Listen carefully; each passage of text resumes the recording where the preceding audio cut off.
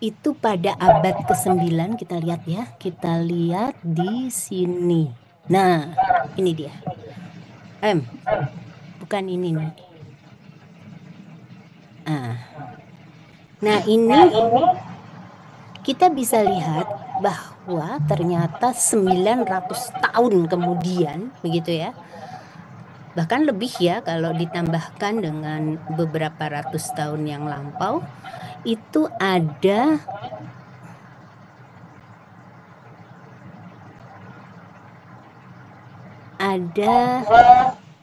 semacam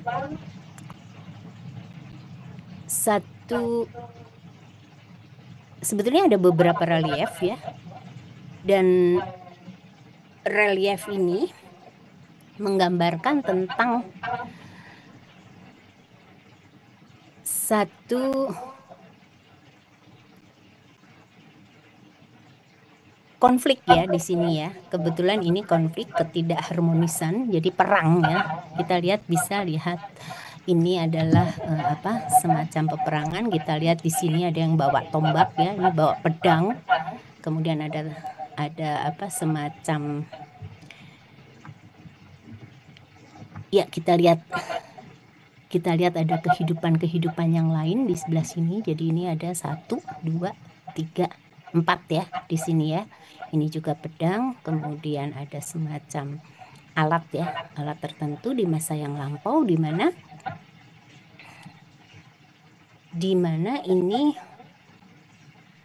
ini merupakan satu cerminan bahwa kehidupan pada saat masa yang lampau itu ditorehkan, diukir menjadi sebuah relief di candi.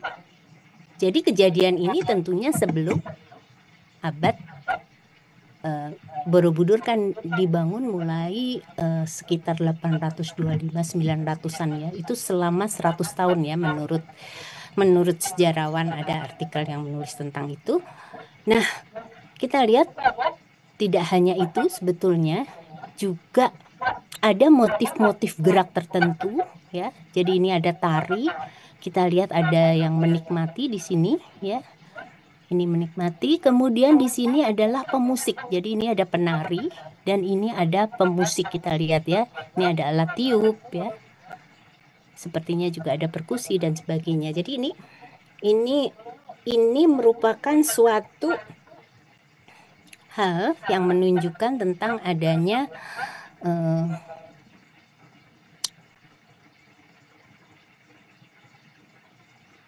suatu seni pertunjukan yang sudah berkembang ya. Jadi itu di abad ke-9 ya. Sudah lengkap, sudah ditorehkan.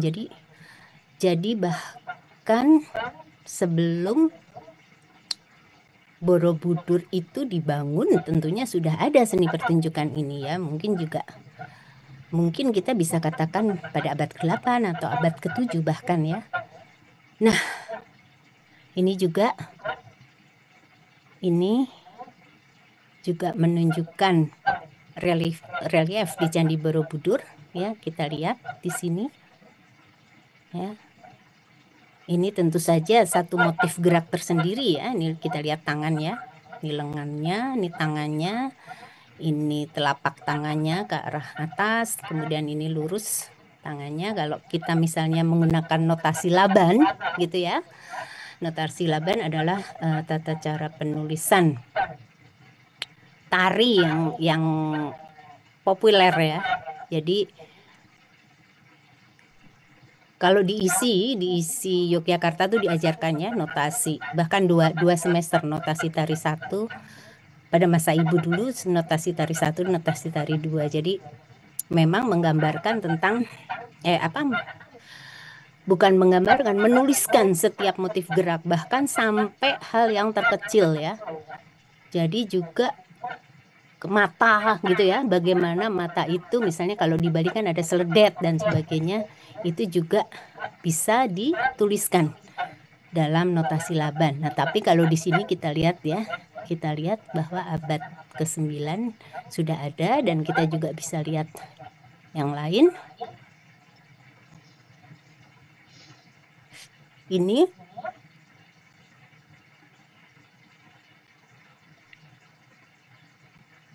terus kemudian juga nih ya.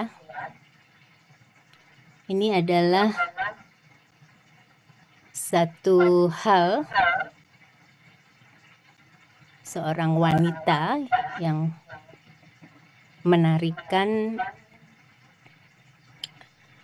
ini Ramayana ya, Ramayana relief. Jadi sebuah epos, kita kenal bahwa ada epos Mahabharata dan epos Ramayana yang berkembang di India, dan itu merasuk ke Pulau Jawa. Sepertinya dibawa oleh, ada yang menuliskan dibawa oleh pedagang-pedagang Gujarat dan sebagainya. Dan ini ada di Candi Prambanan ya pada abad ke-10. Nah, di sini kita lihat bahwa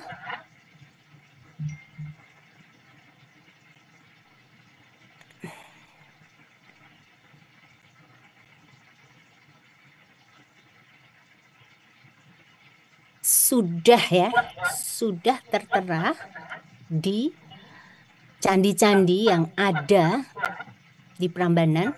Kalau Prambanan itu candi beragama Hindu, ya, Ibu sudah berulang kali mengucapkannya. Kalau Borobudur itu beragama Buddha. Nah, sekarang kita berbicara tentang temuan pada tahun 1938, ya. Jadi tolong dengarkan dulu sebentar, nanti Ibu beri waktu ya. Jadi Ibu beri waktu untuk mencatat paling lama 3 menit ya. 3 menit.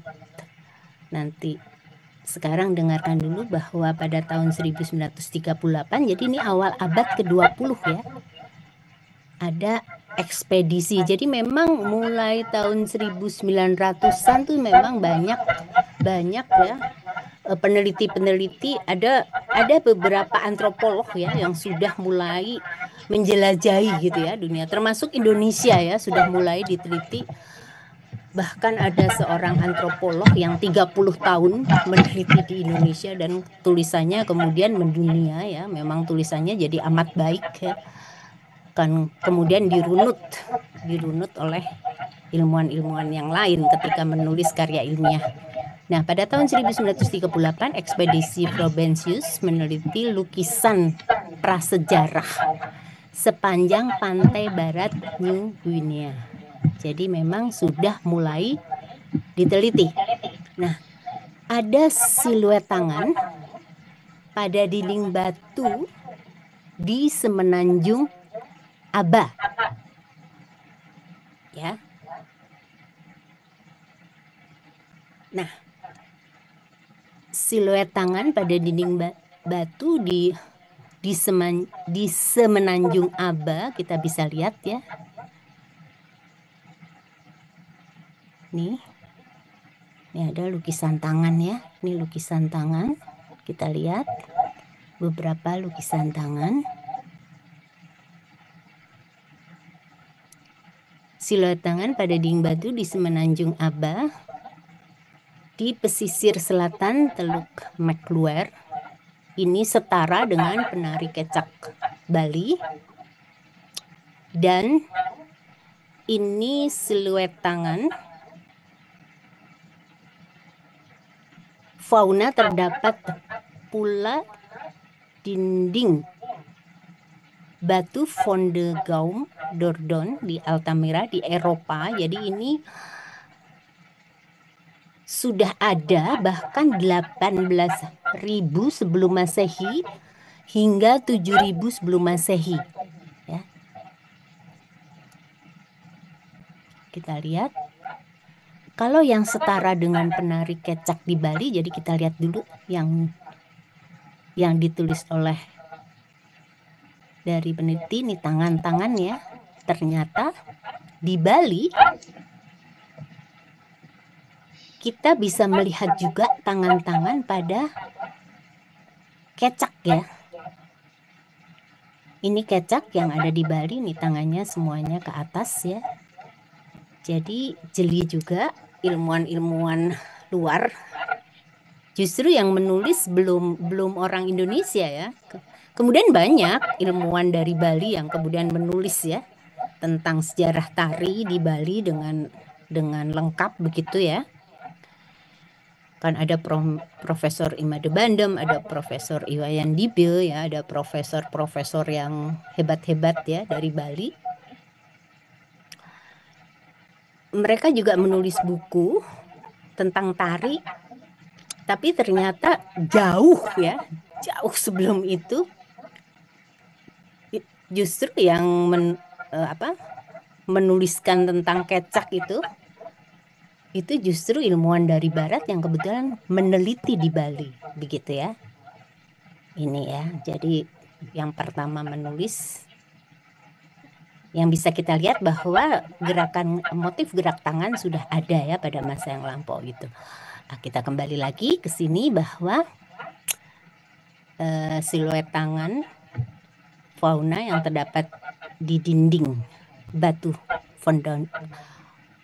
Fond de Gaume di Altamira di Eropa.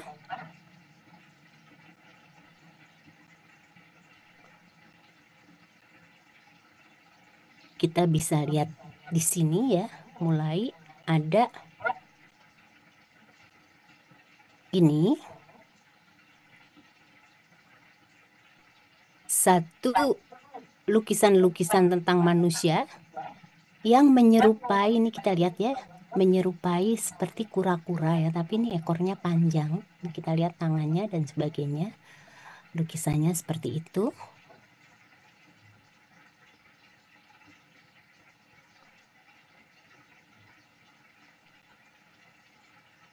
Kita juga bisa melihat bahwa ini masih di New Guinea, bahwa ada juga lukisan tentang sampan ya, sampan yang ada di ini.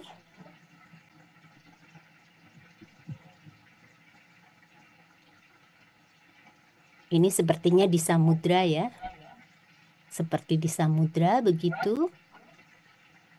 Kita lihat bahwa mereka mengayuh sampan dengan menggunakan tombak ya, ini tombak lancip ya.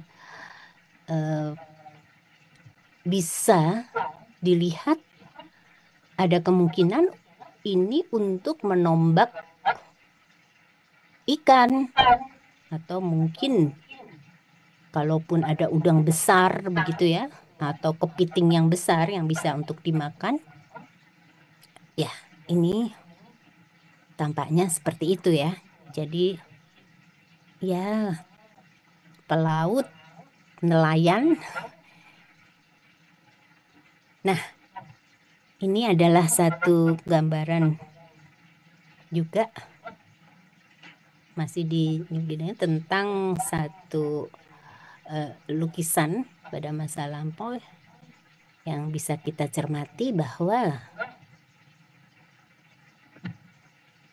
ini ada sebuah alam tertentu ya, yang untuk menggambarkan ya. Jadi kita kembali bahwa terdapat gambar yang diprediksi